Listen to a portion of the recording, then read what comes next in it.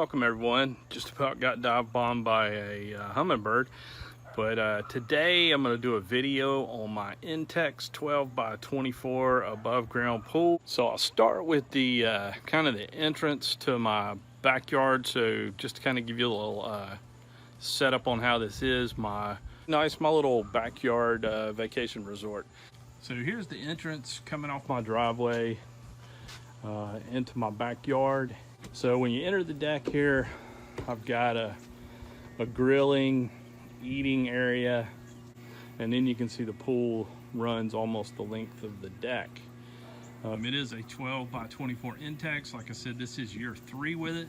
It's held up really good. I keep doing things to it, like the landscaping. You can see I've added some plants, some banana trees, and then the main area of the deck, quite large. I've got enough area for 3 pool chairs. I've got the entrance to the pool. If you notice what I did when I extended the deck out, and I'll put some pictures in of what this looked like before we extended it. I'll also put some pictures in here of what the backyard looked like before we installed it.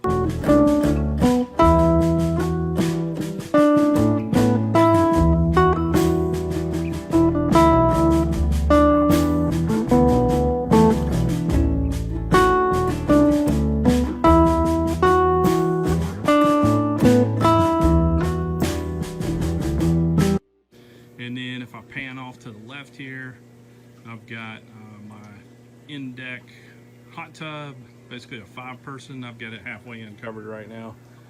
And then, of course, the rear of the house, I've got 2 large sliding doors I recently replaced with Pellas, really nice. One comes off, the one next to the hot tub comes off the master bedroom, so that's real convenient. If it's winter time and you're going in and out of the hot tub. And then this one comes off the main living area of the house.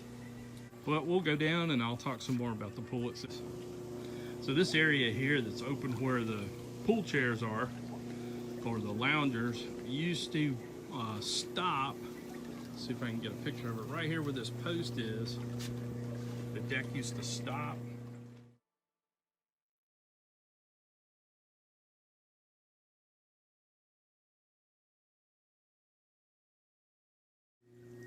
Kind of trying to get the backyard where I can cut it in one pass with my mower without having a bunch of 90-degree turns.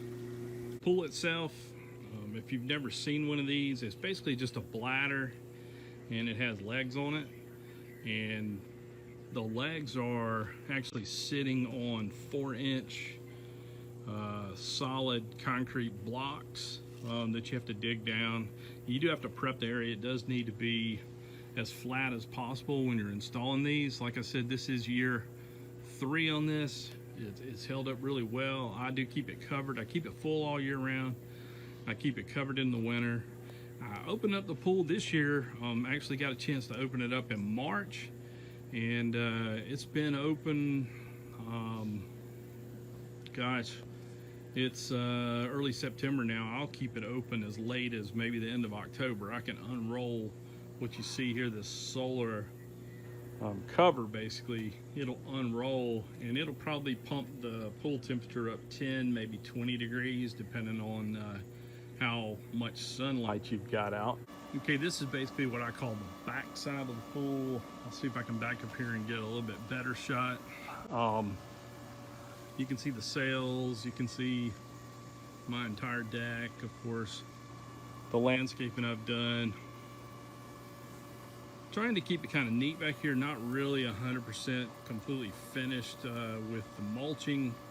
I may end up mulching all behind that garage. I'll tell you why I've got 2 pumps, and I know it's not real pretty. I've just got it covered up with basically a half of a plastic bin, but what I eventually I'm gonna build is like some nice wooden covers that are stained the same as the deck, and we'll put those in. So what I did is I bought the stock pump that came with the Intex pool, which is about a 1,600 gallon per hour, non-salt water, just a sand filter pump. I'll show you that here in just a minute.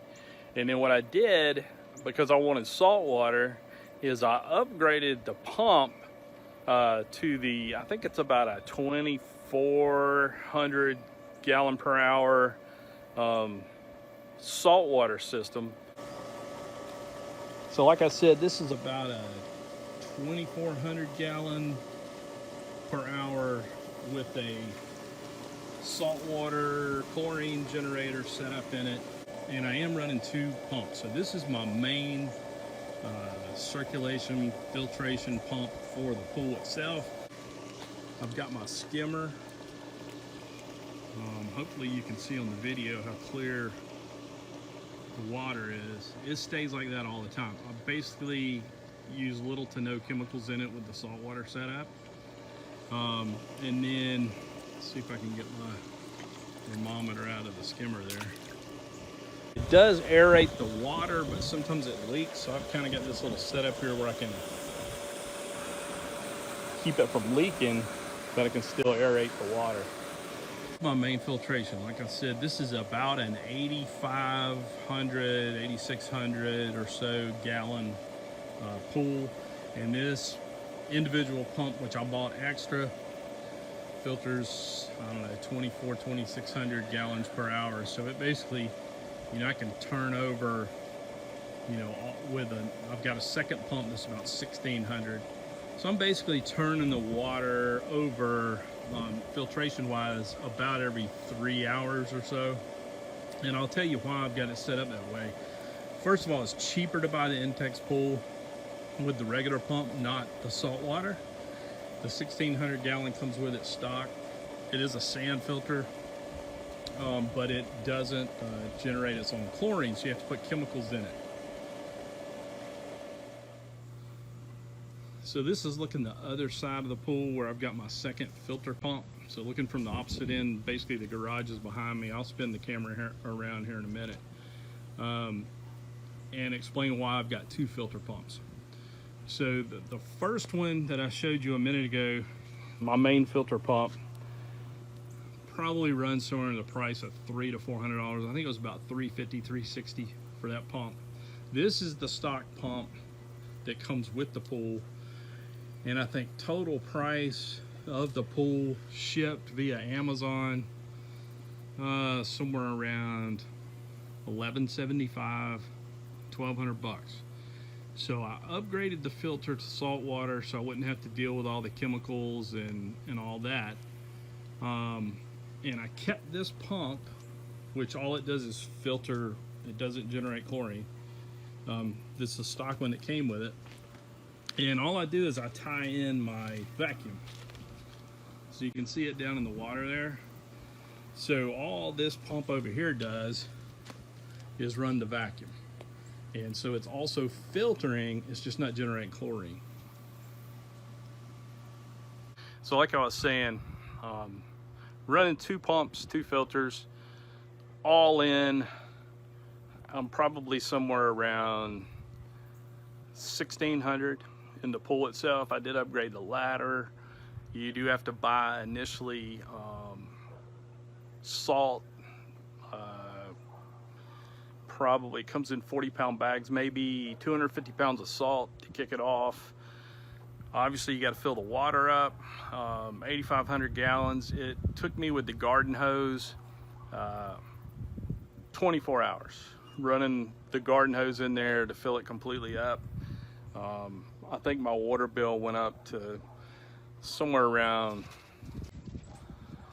I don't know, 120 bucks for that 1 month. And usually my water bill is, I don't know, 40 bucks a month. So if you count all that, I'm well into this pool under $2,000. I did some, like I said, site prep work was done the same time I built the garage. I'll put some pictures in there to show that again.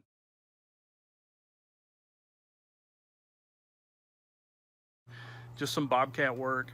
I did have to get a load of sand in here, leveled it all out with some really long 2x4s. You got to get the site level when you put these in. You got to dig down and put the pads under the legs. But overall, like I said, this is season number 3. I get out here in March, April time frame, and I do my initial uncover of the pool, crank up all the pumps and filters. This year I changed the sand out, let it run for a while. Then I've got a pool store kind of close to the house. I go down there and let them test the water, and they'll tell me exactly what chemicals I need. I think I usually, once a year, I have to put about a 40-pound bag of salt in there to get the chlorine generator kicked off. I do have to balance the pH in it. Now, of course, you have to sweep the pool and turn on the skimmer and all that stuff to get any trash that gets in there over the winter. But I do leave it full all winter. My water stays crystal clear with the salt system. I don't run it in the winter. I shut it down. I shock the pool really hard. I shut it down, turn it off, so it stays idle from probably November till March or April. And then I uncover it, clean it, test the water, run it for probably about 30 days before it starts to get warm enough to get into the water. And then by then it's all balanced, ready to go, and it's open for the whole season. And literally I go out here and do a pH test once a week to make sure it's still good. This year I haven't had to adjust hardly anything. And then top it off every once in a while, because it does lose some water due to evaporation on occasion. Not bad, and not much. But chemical wise, cost me almost nothing. I may spend $60 a season just getting the water, the salt, pH balance, those types of things back to where it should be. But this year I did kick in a lot and do landscaping, trying to make it look nicer, and I'll keep working on that. You know, I've got some other ideas I want to do. But like I said, really happy with the way it turned out so far.